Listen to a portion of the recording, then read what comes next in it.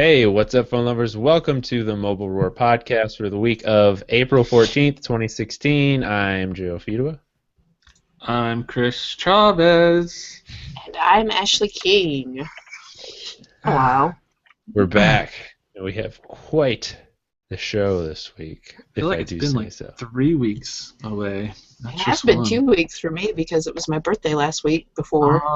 That's we true. do one. Welcome back, Ashley. Hope you had a good Yeah. birthday. I did. Got Good. the new hair, fancy new hair.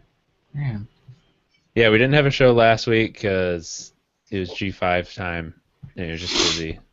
So we decided to save it all for this week. But now we have two phones to talk about. We have the G5 Too many and the phones. HTC 10. Yeah. Phone zone. But hey, that's why we're here to talk, right? Phones. Yep. All right. So I guess we will start with the one that was first. That is the G5. So I have the G5 here. Ooh. Posted my review last Friday. Give us the gist of your review. What was the final The thoughts? gist of my review is that it is a very good phone Yeah. that suffers from being a very good phone in the world of the Galaxy S7, which is a slightly better phone. That sounds like a Verge review right there. I know. The thing is, so I got this phone, and there really was not anything that made me want to take my SIM out of my S7 and put it in here. Okay, fair enough. And so that's pretty much what I mean, because it really is a weird thing, and I saw a lot of people saying this in their reviews before I got it. A lot of people were like finding all these big problems in it and this and that, and I never really did. It's just like the major flaw of this phone is that it came out after the Galaxy S7. Okay. Because Yeah. there's really nothing like majorly wrong with it. Okay, so here's the thing with last year's G4 compared to the Galaxy S6 and S6 Edge and S6 Edge Plus and all those was that the G4 was significantly cheaper than all the Galaxies, and then it came with all this stuff. They were bundling it with extra batteries and whatever leather cases for the back of it or leather backs. It just was like a way better value, and even today we're still seeing some pretty insane deals on the G4. So the G5, you would kind of think that LG would sort of go that same route, kind of attack Samsung on price, something that Samsung can't do because their phone is just too damn premium. But the G5, price-wise, I think it's the exact same price. Was it like $50 cheaper than the Galaxy S7? Yeah. So I think that's what's kind of screwing them over. But they still give you a bunch of free stuff if you pre-ordered it. They're throwing in like Right, the you need a VR spare stuff. battery and the Spare battery battery. charger. None of that makes me interested in the phone though because it's ugly. Like it's ugly. I don't want to have an ugly phone. I love the look of the Yeah, G5. I like the look a lot. I don't mind it at all. Yeah. One thing about it though is that the the paint coating the metal. Yeah. So I should talk about that because that was a big topic. So if you haven't heard, the G5 is made of metal. That was like a big thing they talked about. It's an all-metal design, yada, yada, yada. But then someone found out there's actually a coating over it. And at first people were saying it was like a plastic coating, but it's not really plastic. It's a paint. They basically put paint over it because... thick paint. Yeah, it is. But so they basically did that because you've seen metal phones, they always have the antenna lines, and they're like, oh, we don't want antenna lines, so we're going to cover it in paint, which is a weird decision. It is a weird decision. No, nobody will like our phone with antenna lines. We better coat the whole thing in a thick... Here's an thick actual plastic. metal phone in reference. This is the Huawei Mate 8 antenna lines. on the Horrible side. lines. Awful. Also, speaking of metal phones, HTC 10 metal phone antenna lines. We'll get to that in a bit. Ugh. But yeah, so it feels like a plastic phone, basically. And the weight of it, that's what I noticed too, was that it was like exceptionally light. So you have like, it just feels so incredibly light, and then the outside's plasticky. It just made for a very not so premium. Here's the feeling thing. I am holding right now the S7 Edge and the G5. The G5 feels heavier. What? Yep, 100%. 100%. I mean, I guess I'll have to look at the grams or whatever. But I hate my Galaxy S7 because of how incredibly heavy it feels. It's like it really bothers me. Um, it's just something I noticed. The glass is so heavy. How's the 10? Oh, I guess we'll get to that later. But Yeah. I should talk about the modular stuff because that's yeah. like obviously a big deal. Basically, my takeaway from that is if you are someone who liked phones in the past that had removable batteries and you use that a lot, then you're probably gonna like it. But You're gonna love it. yeah, I don't. The accessories just they're not there yet. Like there's 2 They're accessories. not ever gonna be there. And one of them you can't even buy in the U.S. Ashley's going to talk about that later in her fails, I believe. Yeah. So yeah, it's like it's a cool idea, but who's going to actually use it? Yeah. And like one of my concerns was like when they first announced it and all that stuff was that because every year nobody goes the whole Apple route where they use the same body style for 2 years. So LG will probably introduce a completely different design next year. So all these modules and things that you're investing in right now, I mean, it's only going to be here for the next couple of months. It just seems like a terrible idea. And then next year's model isn't going to be compatible. And I remember what we were talking about when it was rumored. We were like, well, it could be cool, but as long as they don't just like make the feature and then tell developers and stuff to go have fun with it, because no one's going to actually do that. Yeah, and that's what they've done. I think there was a news story like last week. They were asking developers or like opening it up to developers to make their own stuff. Just like you can't just make 2 things and then expect everyone else to do all the work and for it to be a success. You have to show people what it can do to make people want it. And they're not going to do. I mean, it's the same like thing with like just accessories like cases and stuff. It's like most case like manufacturers don't bother with some of these other brands, or they only have a few designs because these products just don't sell. They don't sell like a Galaxy would. I mean, if Samsung did something like this, I could see developers trying to get on board. But even them, they struggle with some of these weird, just like Galaxy exclusive things. It's just. It's a good idea. I mean, it sounds cool in theory, and modular design and all that, but it's not going to be executed very well. If Apple would have done it, I think it would have been great. They have millions of users and developers, and people invest in those phones. But someone like LG, it seems like it's not really the best idea. And it's kind of sad. When you're LG, you have to really commit to it. Like, if they want this to work, they need to have more accessories of their own, and then next year they need to make a phone that works with the same ones and come out with more, and like continue to build what it can do in order for it to be a success. I will say right now, I bet next year the G6 or whatever they call it, it will not have any modules at all.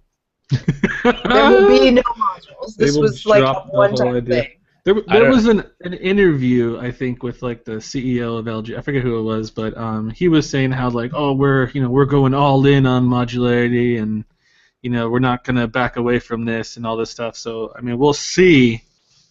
I don't see it. They're already backing off on it in certain regions. It's just LG. I'm like, I've never really been a fan of LG phones. They always feel kind of cheap, and they always have weird hardware issues and light bleed and all these things over time.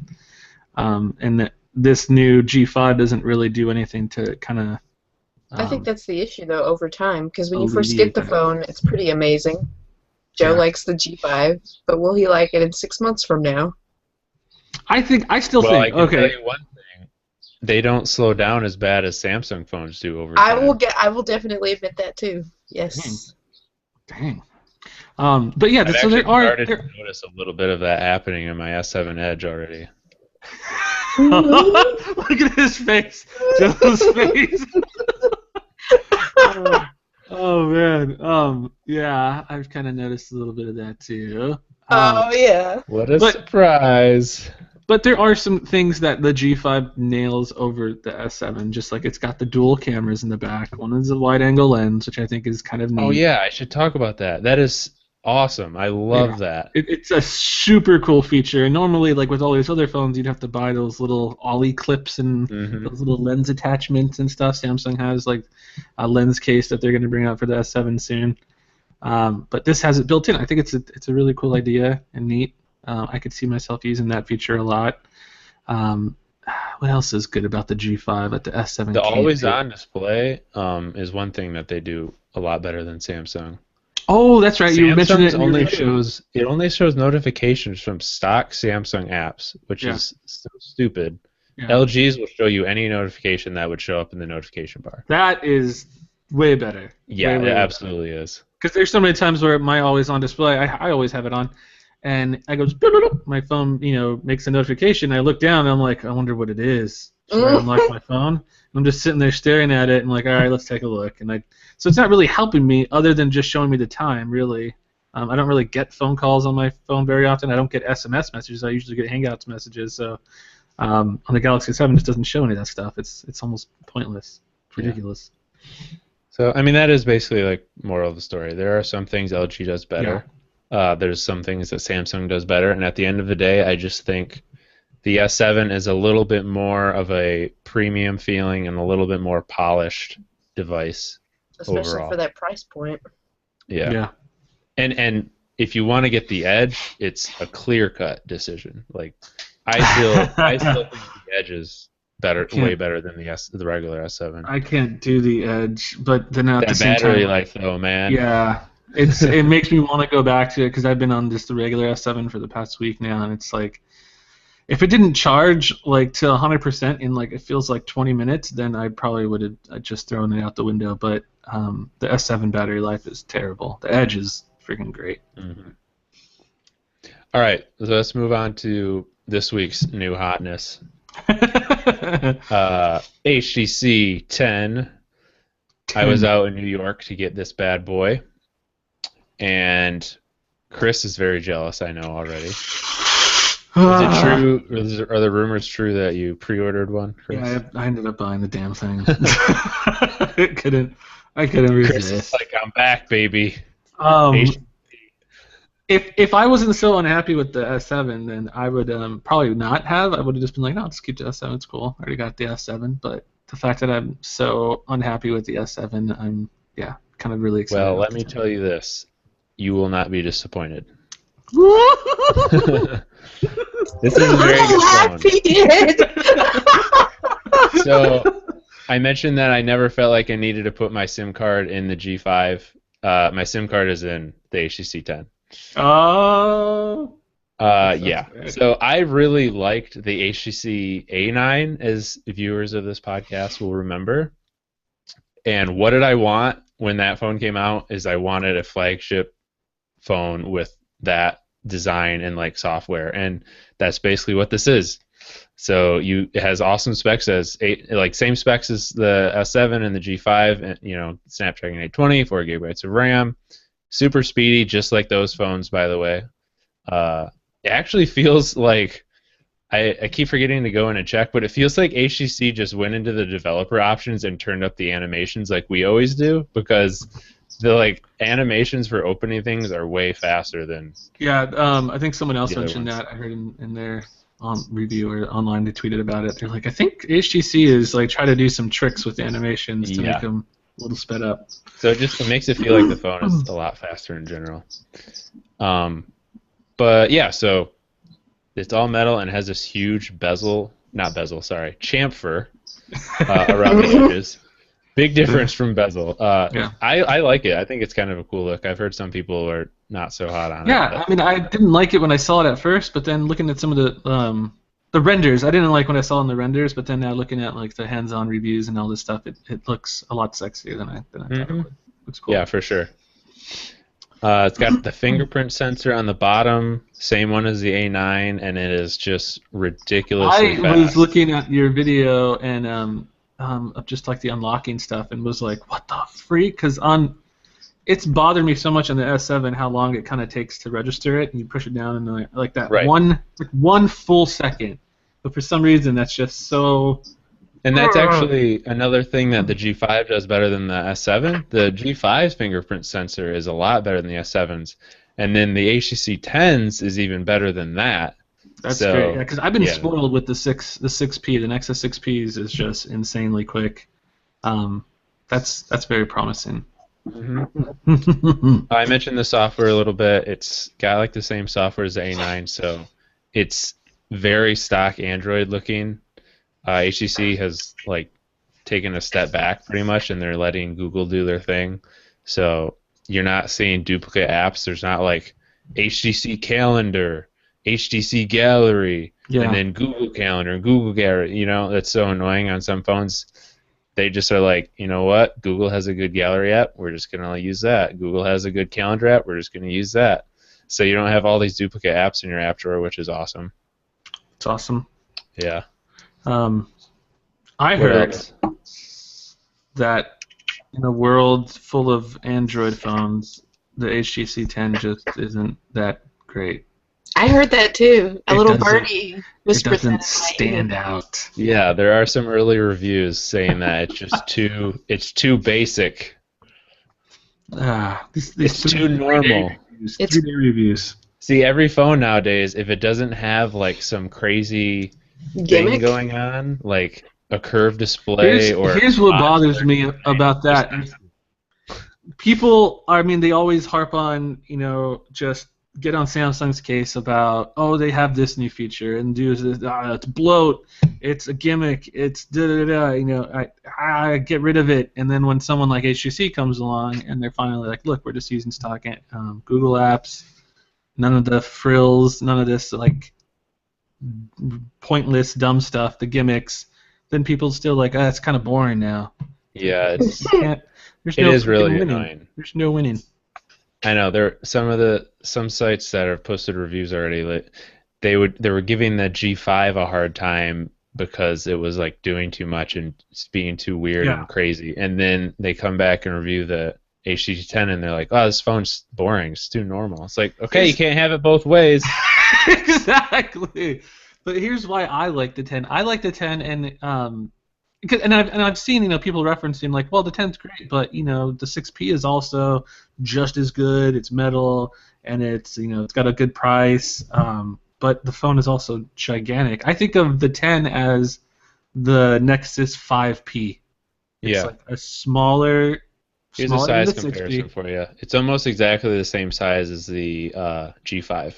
Almost exactly. Awesome. Like for people like me that just don't really like phablets, you want a smaller size device. I can't really. I love the 6P. I love almost everything about it. The only thing that really bothers me about the 6P is its dang size. Here it is next to the Nexus 5X. Again, almost exactly the same size. That is awesome. And then here it is next to the S7 Edge, slightly smaller. Oh. That's interesting. That is interesting. So it is. I did do it. I checked a size comparison. It's a little bit bigger than the regular S7. Oh, okay. But someone commented that it looked tiny in my hands. I saw you reply to him. Yeah. Chris. Like, dude, I have enormous hands. Sorry. We're all the Fandroid reviewers were pretty huge. Like what was it when I first showed off the S7? Someone mentioned that too. They're like, is that like the Galaxy S7 Mini or something? Because it looks so tiny, like big old hands. All right, what else do you want to know about it, Chris? The 10 fingerprint sensor. That's kind of what's been bothering me about the S7. I guess is it thick? It looks awfully thick. I felt like the reason they chose those little the chamfered edge was to kind of fool the eye into separating the phone. Because it looks like it is thicker than the G5. Thicker than a Snicker? But, I mean, until you asked me that, I never had thought to myself that it felt like a thick phone. I mean, it feels really nice. Is it heavy? It's like your typical HTC phone. It does feel heavier than most phones. It feels heavier than the G5. It feels heavier than the S7 Edge. Can you tap the back of it for me with your nail really hard? I just want to hear. Okay. It's solid, man. It's a nice solid sound. I like that. Chris is real. He's like an Oh my archaeologist right God. now. So here's the cool stuff about the HTC 10, which The Verge completely missed in the review. Oh, Chris just called him out. We were trying not to name names. One, it's the only Android phone with USB Type-C that is 3.1. USB 3.1. All the other ones are still using the older 2.0 specs, so you don't get all the benefits that were supposed to come with USB Type-C 3.1. So awesome. 10 gigabytes transfer speeds, all that madness. HTC 10 is the only one that's doing it. It's got 24-bit audio DAC, which is freaking great because the sound is going to be awesome when listening to music. Not very many other phones can really say that. The fingerprint scanner is pretty darn awesome. It's not waterproof. I guess that's kind of one of the downsides. But that's not really.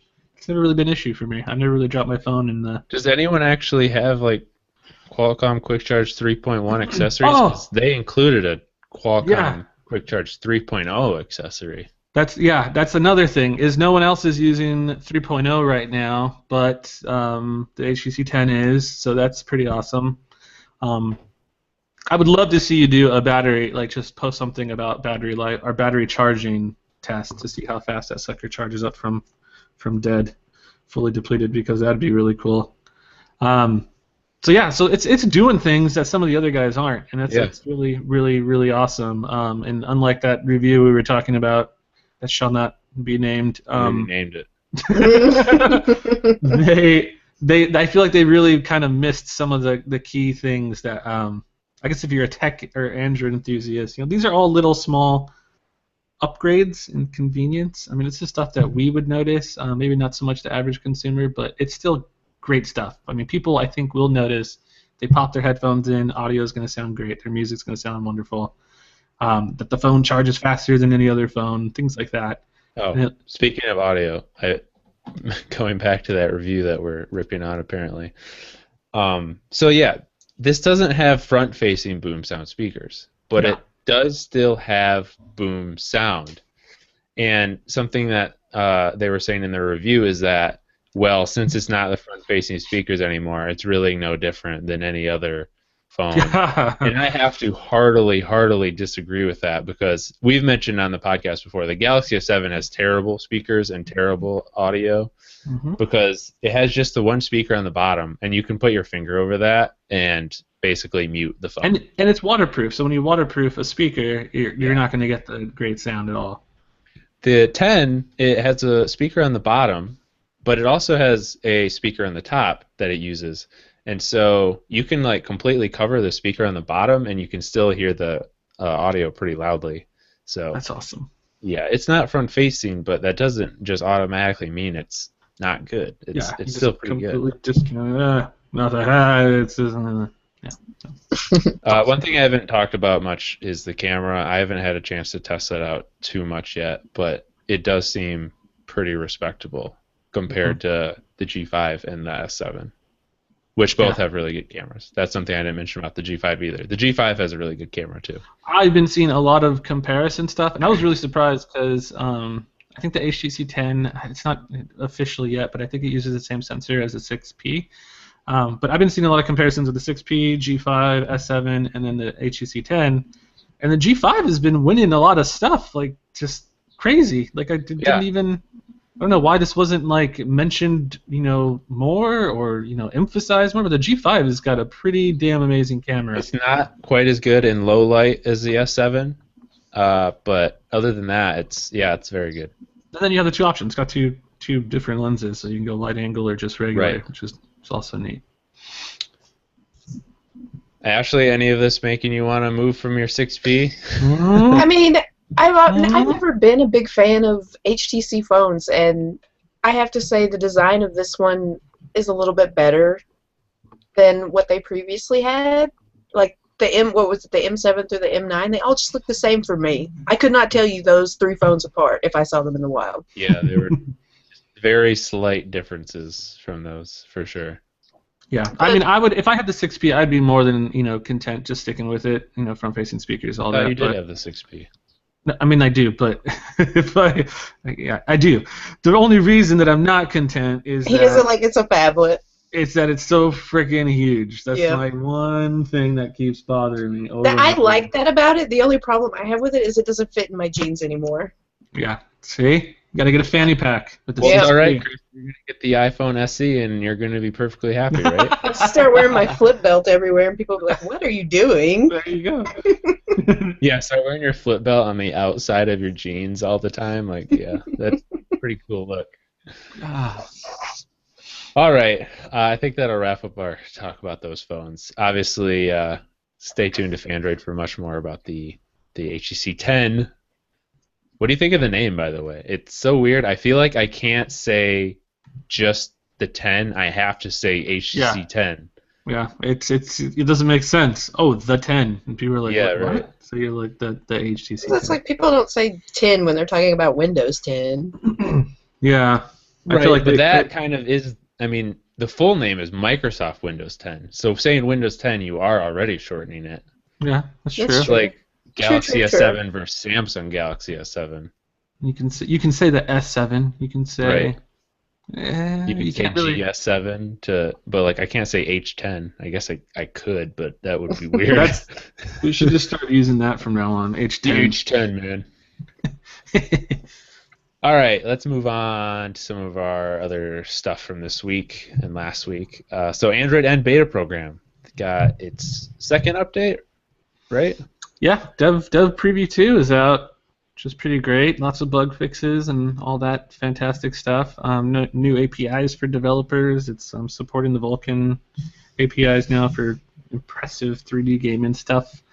But the coolest thing to me is the new emojis. It's got new emojis, you guys. That's the You know, biggest deal. I have to really disagree with you on this. I think the yellow blobs are a far superior emoji. Wait. They're removing the yellow blobs? No. Easy. They're on the people characters, on the ones that are like people, like the family and the little boy and the grandpa.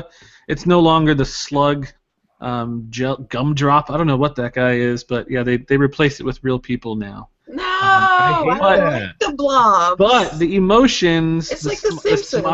the smileys are still the yellow blobs, but I kind of feel like they're going to start phasing those out too. They probably will. And see, I hope somebody if puts an everyone emoji back used to get the it with the old blobs, ones. like Everyone uses the blobs. no, seriously, if like Apple, for instance, had been using something like a blob that didn't replicate any specific person and like skin type, that would never have been an issue. True. But since they were using like a white person as their default, that became an issue. Yes. And so that's why I like Google's. It doesn't matter what skin color they are. It's not about that. It's about what the emoji is doing. Yeah, it's the action or the emotion, the expression.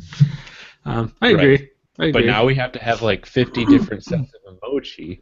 Yeah. Ugh. So it's weird. So so this time around in Android N Dev Preview 2, which is gonna become default whenever Android N becomes officially official.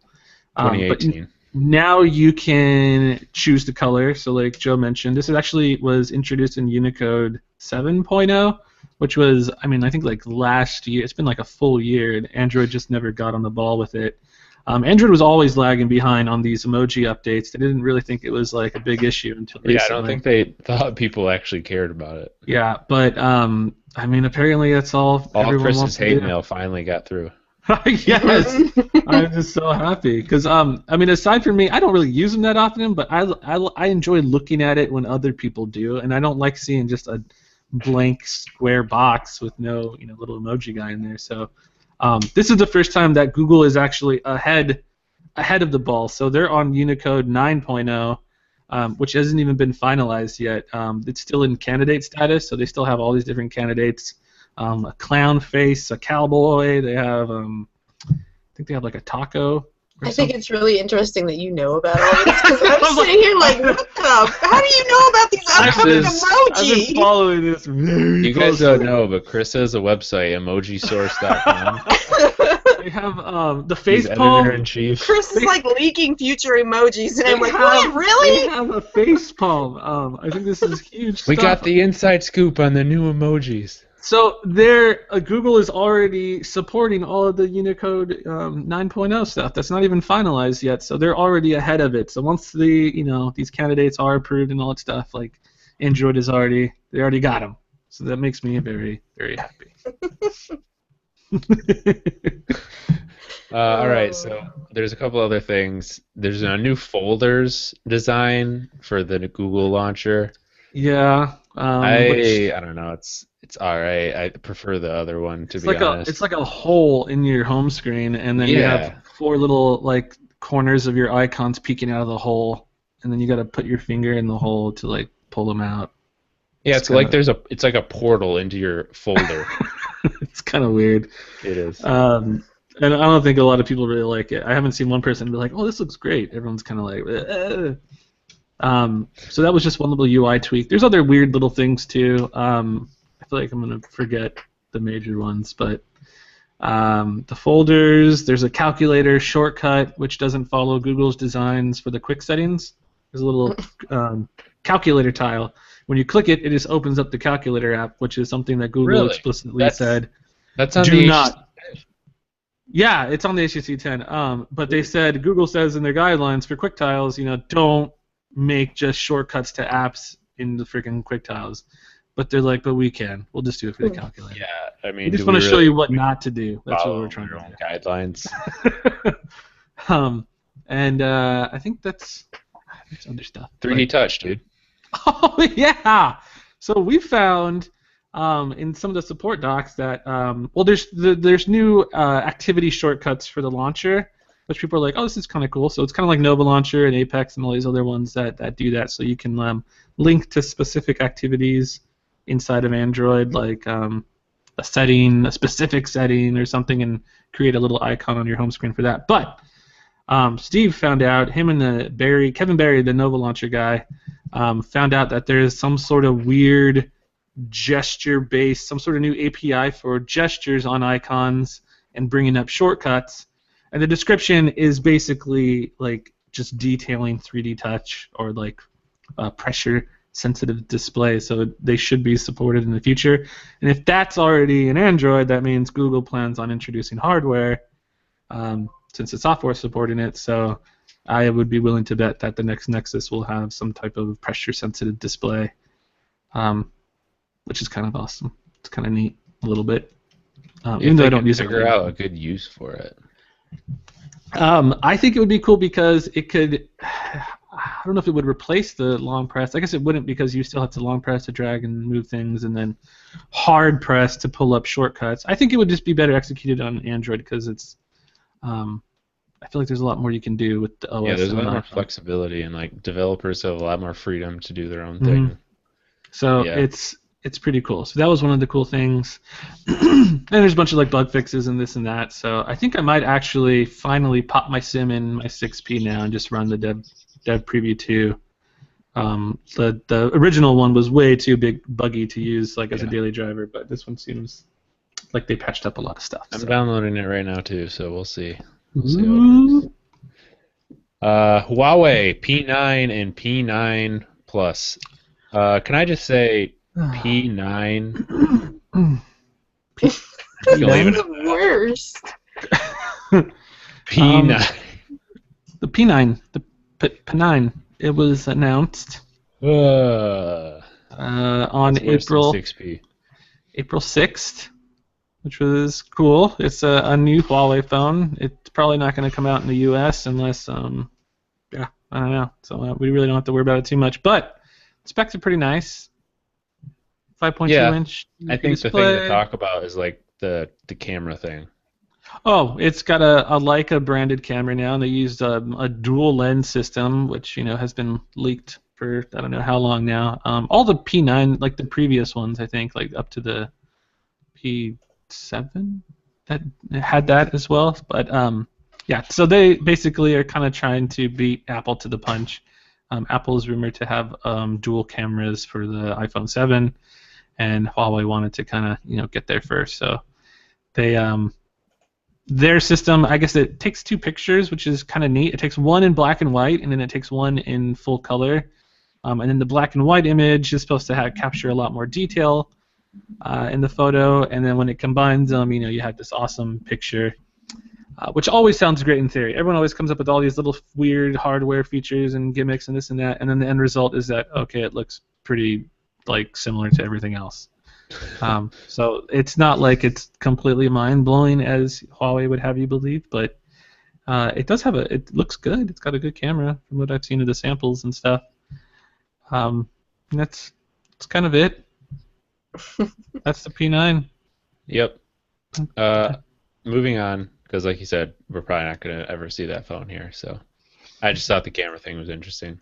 Mm-hmm. So apparently AMC, who has a large chain of movie theaters, You may have heard of them. they may come out with some phone-friendly movie theaters. And I don't Right? know how to feel about this. I don't know. I mean, AMC they like experiment with a lot of stuff, right? They have some theaters Yeah. that have like recliners and you can like lay down and take a nap while you're watching your movie.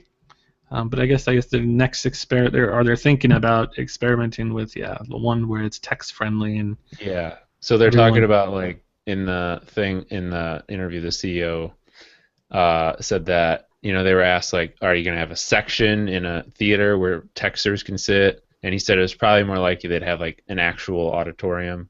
So like certain movies, kind of like you can choose to go see 3D movie, you could go choose to see a movie where you're allowed to text during.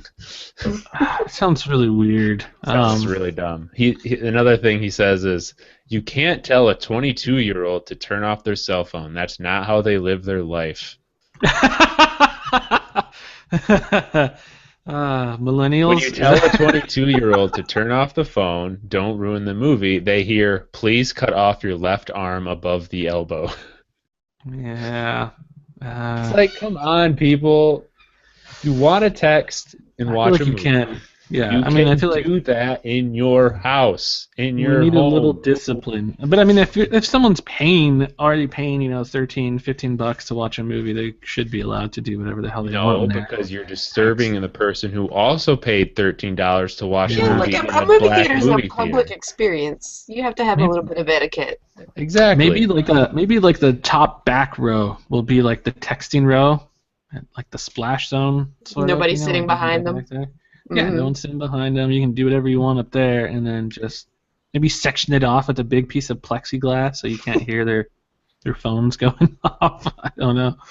Yeah, movie theater etiquette is just like Ashley said. It's a public experience, Yeah. and there are I people don't. that go to movie theaters and they have absolutely zero regard for the people around them. It's like if you want to act like that, go rent the movie at your house. And I don't think, I don't know. Like this, I'm sure that they're doing this because there have been like declining movie sales like for the past couple of years now, and they're trying to do whatever they can to kind of Right. get people back into the seats. But I don't think this is like the way to do it. I don't think it is either. What they should do is introduce alcohol. They should start selling beer in theaters. A lot of theaters do that already. Yeah, we have one in the ArcLight, and you can like reserve your seats, which is freaking awesome. Yeah. So you don't have to show up an hour ahead of time and sit in line, which is, to me, is so annoying. And then you can also, have a little bar on the outside, and you can bring your drinks inside, which is really fun. There's a theater like that by me too, and they have like real food, not just popcorn. They actually have like burgers and pizza, and it's pretty nice. Yeah. All right, and the last little bit of quick news here. You're soon going to be able to draw on your periscopes, like you kind of can on Snapchat, which I think is kind of interesting because when you're doing a periscope, like you're trying to show people something, and it could be cool to be able to like annotate what you're doing, It'd be like those sports broadcasters when they like highlight Yeah. plays and stuff. He went over here, circle. Boom. Yeah, I think that would be cool. I don't ever do periscopes in my personal life because I'm not that exciting, but whenever I do them for the Fandroid account, I always have a good time. It's pretty fun, I think, if you actually have an audience and you're doing something worthwhile. Right. All right, so let's do some wins and fails of the week. My win is going to be, speaking of Snapchat, so for the first time probably ever, they released a feature for Android first. Yeah, this is bizarro world. I mean, I It couldn't. really is. I actually read the titles of like people's headlines and stuff, and I thought my mind automatically switched it into like it's not out for Android, and you're gonna have to wait or like it was. I didn't even know this until way later. I'm like, wait, it's not for Android. Yeah. So what the feature is, you can put emojis on videos, and you can pin the emoji to part of the video. So like, if I wave my hand like this in the Snapchat, and then I can pin an emoji to my hand, and it will track my hand throughout the video. You can like put it on your face; it'll track your face. You know, whatever you want to do. And it's really neat, and it's Pretty only for awesome. Android, which Yeah. I think is just really cool.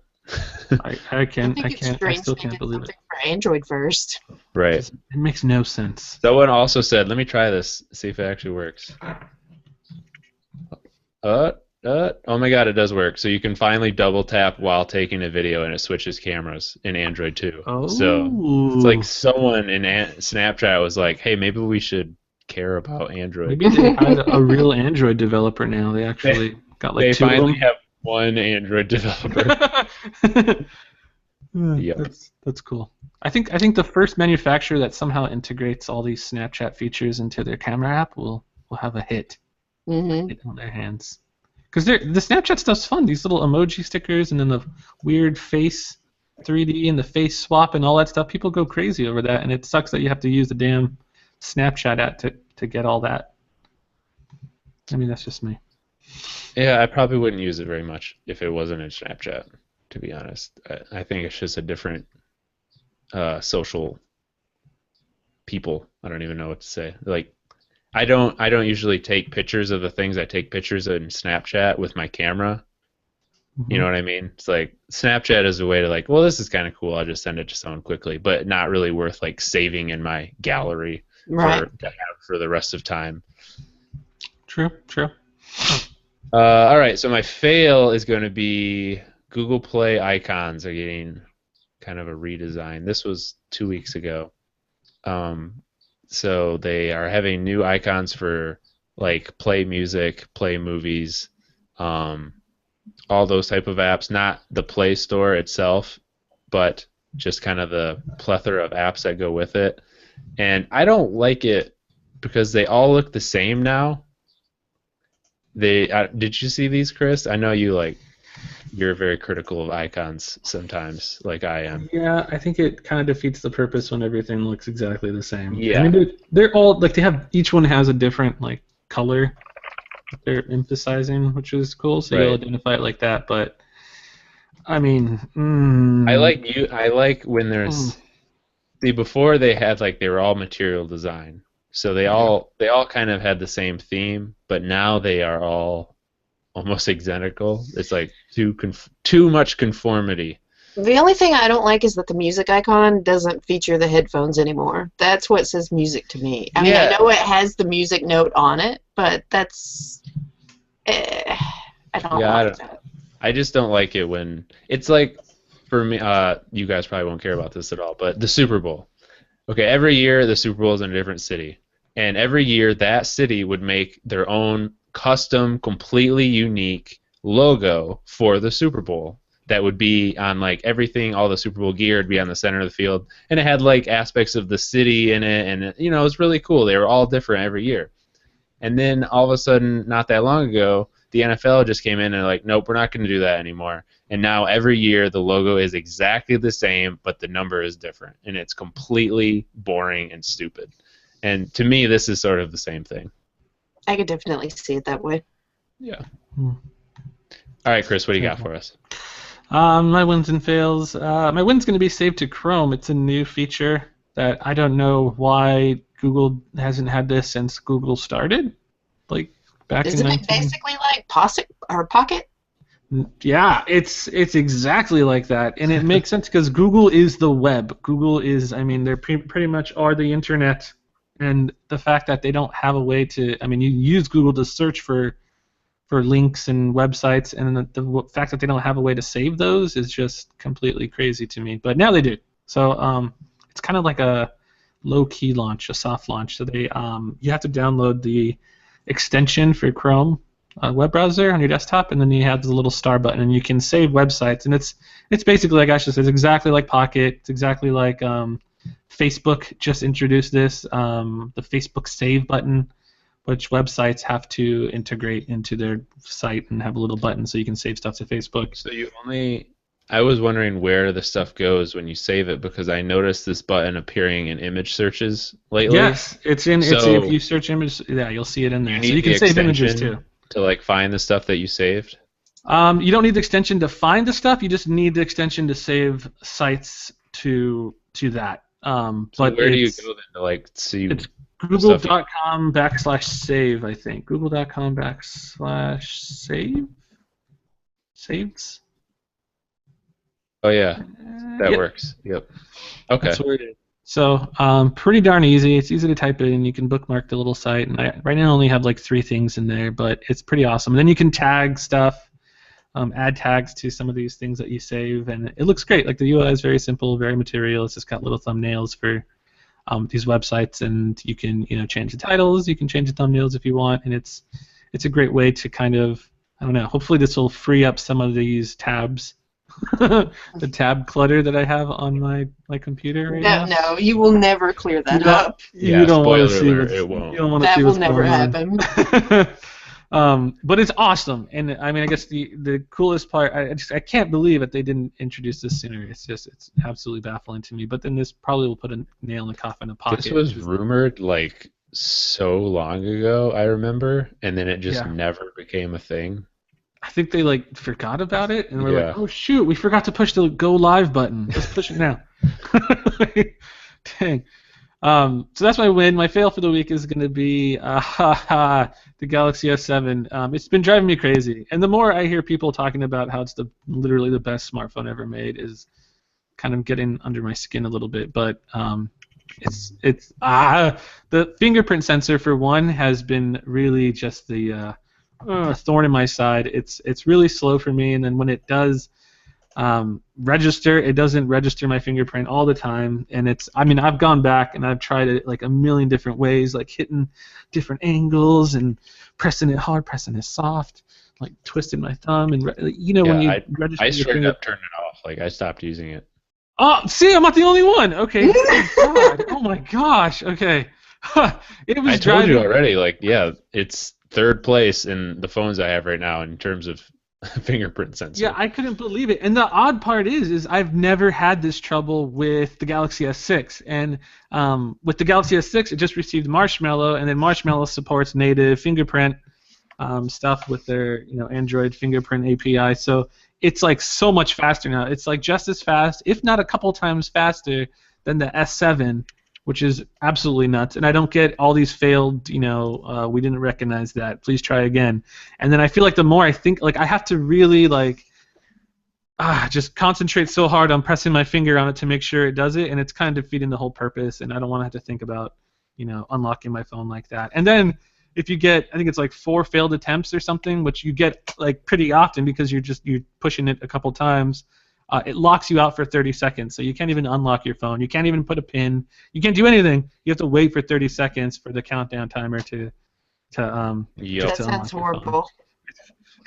It's so bad. I've never Um, had that problem with the 6P, but that sounds No, horrible. okay, and this is why the 6P is so great. And I don't know why Samsung didn't kind of just go that route with like Nexus Imprint, but the 6P learns your fingerprint, and it only does it in a couple of taps, far less taps than the Galaxy S7. And the more you use it, the more accurate it gets. So it's constantly learning your fingerprint. So, I mean, the 6P is just so awesome because it's smart. It's a fingerprint. It's gotten to where I can sensor put like right. half of my finger on it, recognize Like, it. accidentally Mm-hmm. just like rub like my nail on it and it somehow knows. Like it's great. The 6P is freaking awesome. The 10 so is that's cool. I don't know if the Nexus Imprint does this, but you actually first you scan like the exact center of your thumb, and then it asks you to scan the sides. It does. Oh. Okay, it does do that. Yeah. Yeah, I like that a lot. Yeah, it's freaking great. I mean, usually they don't tell you to do that. I'm not sure if Nexus does, but I do it anyway just because I know. Sometimes I just like Yeah, haphazardly press it. I always do that too. But the 10 It's like just like straight up tells you, all right, now let's do the side of your finger. oh, awesome. Which I've done. I've done on the S7, just by the way, and I've even done it. One of my little tricks is that I add every fingerprint twice. So I'll put my thumb in like just straight up and go like around the sides, and then I do another one of this exact same finger, just to try to hopefully increase that accuracy. But the S7 just fails miserably. The other thing that kind of sucks about the S7 is the slow-mo video. There was an update on T-Mobile that was supposed to fix the stability of video on the S7. But they completely overlooked, or maybe they just can't do it. It's probably a processor issue because it seems to be a bigger issue on the Snapdragon 820 variants here in the U.S. But slow-mo video is very jerky. There's a lot of skipped frames. I don't know if you've ever tried it, but try recording some slow-mo video, and you'll see that it's like perfectly smooth and wonderful because it's 240 frames. But then every couple seconds, like the video will skip and jump. And it's kind of annoying, and it does it when you use your SD card to save videos on your SD card, and it does it when you save it on internal memory. So it's not an issue with like a slow or weird SD card, and it's a known issue. It's all over the forums and everywhere, and it's apparently not a problem or as much on the Exynos version of the S7, which is kind of the version I wish I had. Yeah. So that's my fail. My fail for the week is the Galaxy S7, pretty much in a nutshell.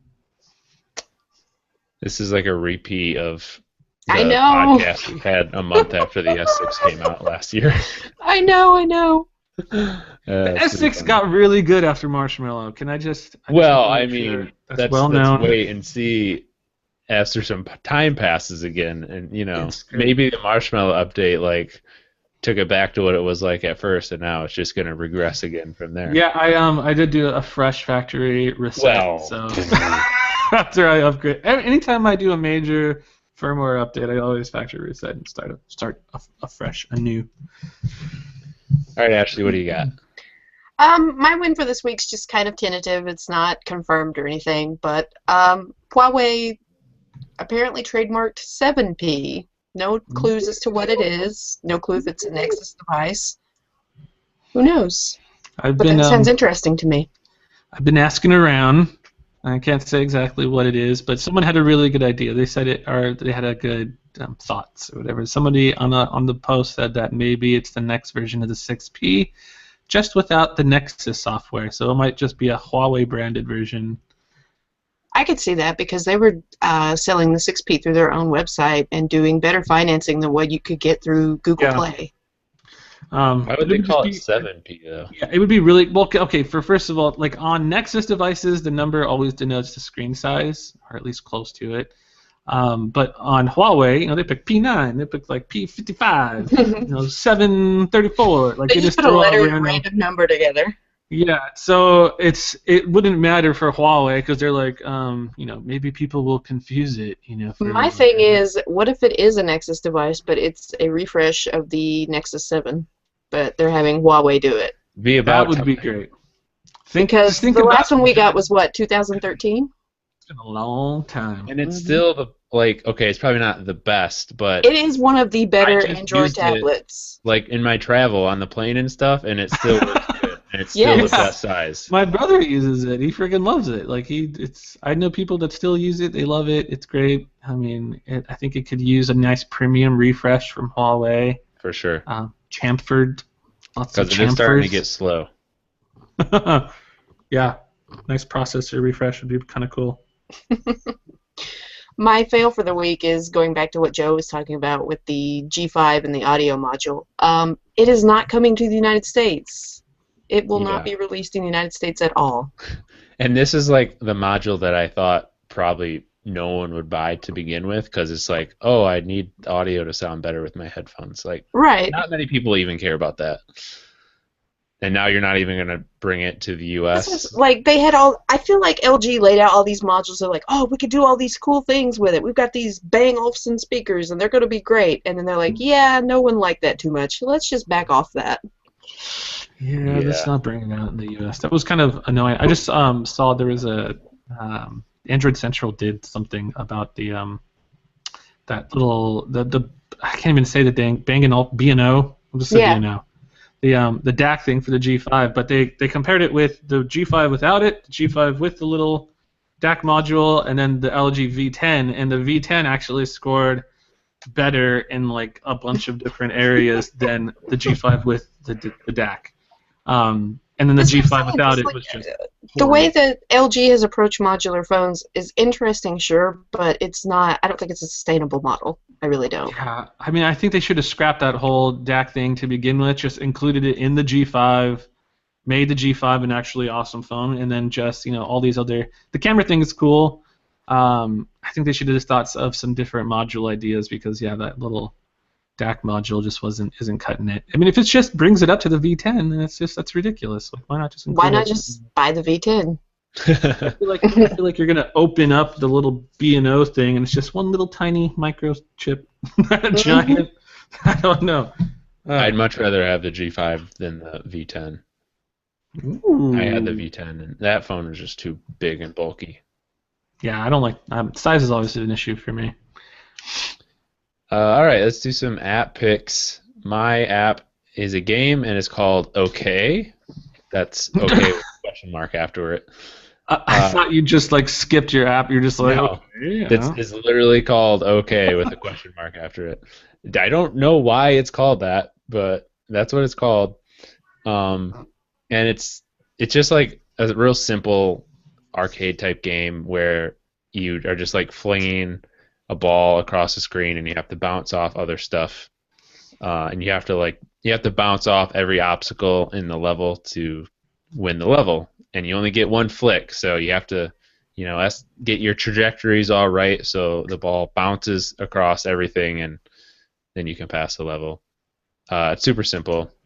And then I'm gonna do a second app pick because we've had 2 weeks now. My second one is called, I believe it's called Burger the Game.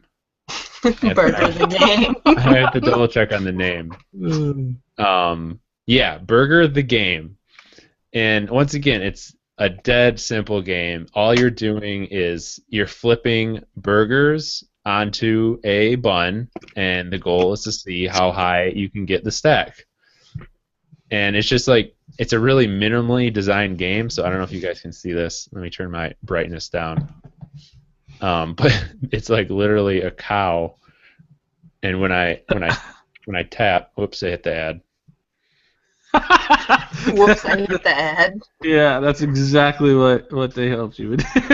Okay, so when I tap, a chunk of the cow falls down, and then it cooks a little, and then I let go, fling it up, and I missed.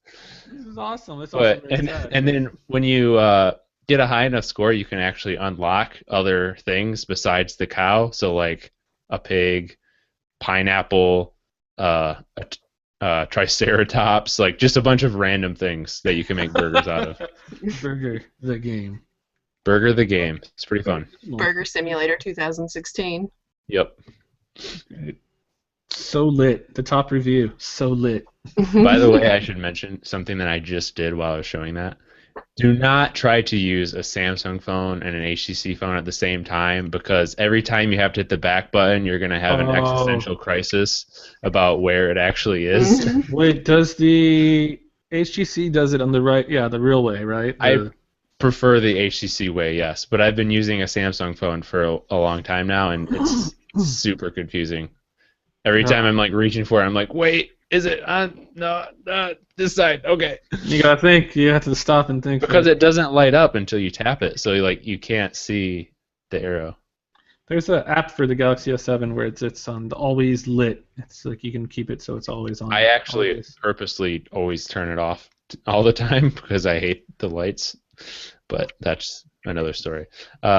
Chris, what's your app pick? My app pick. What is it? Oh, Facebook Messenger. It got like 100 updates in the past couple of weeks. So the first big one was they introduced QR codes. So you can scan somebody and add them on Messenger, and like Snapchat. And then with that, and you can also post your QR code, share it somewhere so people can message you online. But they also introduced unique URLs and usernames, so you can choose your username and you can share a URL. I think it's like m.me/gamercore is like mine. Yeah, and you should note too that you probably already have a username because it uses the username that you could set with Facebook a long time ago. Yeah, I was like, wait, how did they know? And I was like checking my profile. I'm like, how did they know I'm Gamercore? And I thought it was just Facebook, Mark Zuckerberg, like just knowing things about me. But yeah, we so know this apparently kid uses Gamercore and everything. he's always the Gamercore. So that was cool. That was one of the updates, and it's out and available everywhere. But the other big thing, I guess, was everyone was going nuts about. Which I feel like the tech people online were going crazy about, but most people don't seem to really care too much, are the chat bots. There's some new chat bots that they introduced for Messenger. And this is kind of Facebook's push into kind of going almost like making, they already said Messenger is a platform in itself with you can do apps and all this stuff, developers can create apps for it. But they're kind of almost making it into its own little OS and its own little. I mean, it's crazy what they're doing with it. So I mean, these chat bots are already live and available now. I think there's only like 35 ones that are kind of out. It but just you reminds can. me of AOL from like the early 90s. Yeah, I didn't know AOL even used to do this because I only Yes. used AOL for like AIM Messenger to talk to people. So I had no idea that people were like, dude, it's like what's old is new They're again. like a lot more powerful. Yeah, these are pretty fully functional. There's one called Hi Poncho, and it's this little cat, and you can talk to him about the weather, and you can have him update you on the weather. You can have him tell you when it's going to be humid outside, and then he asks you questions and all these other weird little things. Oh, that's like the Poncho app for iOS. That's what. Oh, that's where they got it from. I didn't know that was a bot. That's cool. Yeah, so it's a bot now, and then they're gonna. This is where things get a little bit sucky, but Facebook said they're gonna also have sponsored bots that will just message you out of the blue, which kind of sucks. You have but to you can opt in though. I read you have to opt into Why, that. I was why gonna would say, like, anybody Kik opt does into that with sponsored bot messages, but you have to opt into it. Oh, okay, Yeah, so you have to initiate the conversation, but then after you initiate it that first time, then they can always they can send you a chat whenever. Yes. Oh, okay. Yeah, so It's that's almost kinda exactly this. like the way Kik does with their Kik points and stuff. Yeah, I was about to say Kik also they kind of beat Messenger to the punch because I think it was a week before them they announced bots, chat bots as well coming to Kik Messenger. So it's going to be the new big thing. Google was already kind of rumored to have something similar in the very near future with some new type of messaging application. I mean, Google's always got a messaging application that they're rumored on working on. But if we see this in Hangouts, who knows? But I mean, it looks like bots are kind of the new. Where The do new I thing. go to see these bots? The new hotness. You have to message them like you would any other person. So you But how kind do of I have to. know which ones to message? You would have to either go on their Facebook page and message them that way. So, or you could just search them like you would search a contact. So if you go to your search for There's Messenger. no index of all the chat bots. No, I was gonna say it's there's kind no of weird. list of them. If you start typing in somebody's name, it'll show it under businesses and bots. But Businesses and bots. which sounds a little bit scary, or just kind of spammy. Like, I don't want to message a bot. What the heck? Okay, I went to that Hi Poncho page. Yeah. And it says very responsive to messages. And if I click on that, it opens up a chat window. That's weird. Yeah, I wish there was just like a dedicated, I don't know, something like a. I feel like this is where they're gonna go. Facebook's gonna take it, but eventually it'll be like their own version of an app store, and you can go to the bot store and just look at them, and maybe they'll be categorized and all this stuff. But it's kind of crazy. The cat one wasn't really that useful to me because I don't want him messaging me every time. It's like, I don't know. I just ended up blocking him. You live in California. Weather is just not that important. Yeah. Well, I mean, when it rains, people freak the F out, and I'm always like, oh my God, it's raining. So it's always. Where kinda I live, nice. I check the weather probably 20 times a day. So. It never changes where Chris is in I California. know. It's drizzling. It was drizzling last week for like 30 minutes, and Oh my God, it rained here for like 4 days, so Yeah, I don't want to hear it rained it. here all summer last year. Holy cow! Ah. He's like, it drizzled for 30 minutes one time, and then the sun came back out. And I'm like, God. Man, when it rains, because we're me and my girlfriend are property managers here, but like when it rains, we like the phone call. Our phone's just like off the hook. People are like flipping out. They're like, Did you know it's raining? Yes, "It's thanks for calling. raining! There's water everywhere." Actually, what's your app pick? My app pick is called Yumly. It is a recipe slash shopping list app. And the reason I like it so much is because it lets you set your own dietary restrictions. So if you're following a low-cal diet or the paleo diet or anything like that, you can set up those restrictions and it will not show you anything that is not according to your diet. That's tight. Yeah. That's really cool. I've always been looking for new things to cook, and Yumly has helped me branch out. I've tried Yumly before. It's pretty cool. hmm I'm pretty loyal to my recipe app, though, so What is your recipe app, Joe? all recipes. I've used that before. It's not too bad. I'm a big all recipes fan. All right, so we have one email this week, and it's from David Hollingshead. Not really a question. He just wants to complain about some stuff, and we'll be that platform for you because the things he's complaining about are actually things that I've complained about before. He got the marshmallow update on his One M8, and it replaces. You guys will know this. So when you long press the home button, it brings up Google Now on tap. Right. When you used to be able to like swipe up and do a Google search, I really was mad about that when they changed that too, because I used to use that all the time, swipe up and do a quick search, and I don't use Google Now on tap that much, to be honest. I wish I used it more, but I always forget about it. Yeah, same here. I use it he's all the kind time. Yeah, he's upset about that, and I agree about that. Because if you want to do it now, you have to like you hold down and then you can hit the little G, and then do a search, but it's an extra tap. And then the other thing he's complaining about is something that has happened to me. I don't know if it's happened to you guys. So have you ever had you're in Google Maps or just the Google search app and you search for like a business or something like that you want to find on the map, and it takes you to a business that's like way the hell far away from where you live? Yes. Yes. Yes. Why does it do that? I don't think it's I was Like, searching for an auto body shop, and it pulled up the right auto body shop. It was the same name and everything, but the shop was in New Jersey. That's the I thing. am is, nowhere near New Jersey. it's like I'll do it for like such a general search, like auto body mechanic, where you know there are dozens for you, but then it takes you to some other faraway state. It's so annoying. It seems like whenever it does it to me, it takes me to New York. That's really weird. Yeah. I mean, mine will take me into like LA, like the next city over sometimes. But then I scroll back to my location, and then there's a little button that says search this area. Yeah. So you click that, and it just like shows you all the results in that little area. So I mean, usually I can zoom out into just my city and then search this area, and it pulls them all up. But yeah, it's got to be a bug. it's a really weird If one. it's happening. I honestly had like it would happen to me, and I never thought too much about it. But now hearing that he has a problem and you guys have the problem, yeah, that must be a Something big that bug. needs to be worked on. Thanks for the email, David. Sorry, every week he's just emailing us about these problems he's having. Feel bad for the guy. Not anything we could do though. I know. Like we can sympathize with you. Yeah. Just Android things, right?